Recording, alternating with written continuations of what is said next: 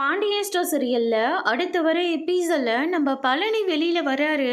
அதுக்கு அடுத்ததா அப்பத்தா பார்த்த உடனே, டேய் பழனி இங்க வாடா அப்படின்னு சொல்லிட்டு கூப்பிடுறாங்க.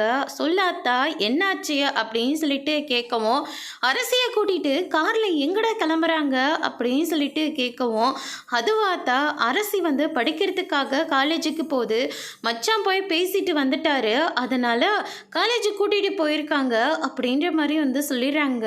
ஓ, படிக்கிறதுக்காக தான் அரசியை வந்து கூட்டிட்டு போறாங்களா? நான் கூட கொஞ்ச நேரத்துல பயந்தே போயிட்டேன் அப்படின்ற மாதிரி வந்து சொல்லிடுறாங்க. என்னாச்சு ஆத்தா, ஏன் நீ ஒரு மாதிரி இருக்கு, நீ எதுக்காக பயந்து போனோம் அப்படின்னு சொல்லிட்டு கேட்கவும், இல்லடா திடுதிப்புன்னு வீட்டில் இருந்து பொண்ணை வெளியில கூட்டிட்டு போனா நான் என்னடா நினைக்க அப்படின்ற மாதிரி வந்து சொல்லிடுறாங்க.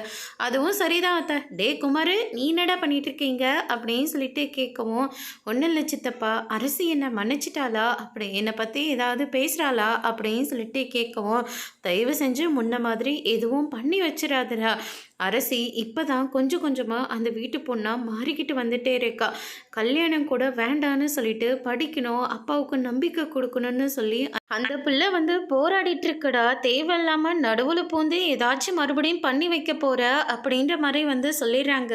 இல்லை சித்தப்பா, நான் எதுக்காக அப்படி பண்ண போகிறேன், அரசிக்கு வேணா மன்னிப்பு வேணா கேட்பனை தவிர அந்த மாதிரி தப்பெல்லாம் எக்காரணத்தை கொண்டோ நான் செய்யவே மாட்டேன் அப்படின்ற மாதிரி நம்ம குமார் வந்து சொல்லிடுறாங்க.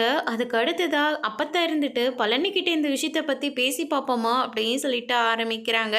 அதோடு இன்னைக்கான பிரம்ம முடிச்சிருக்காங்க.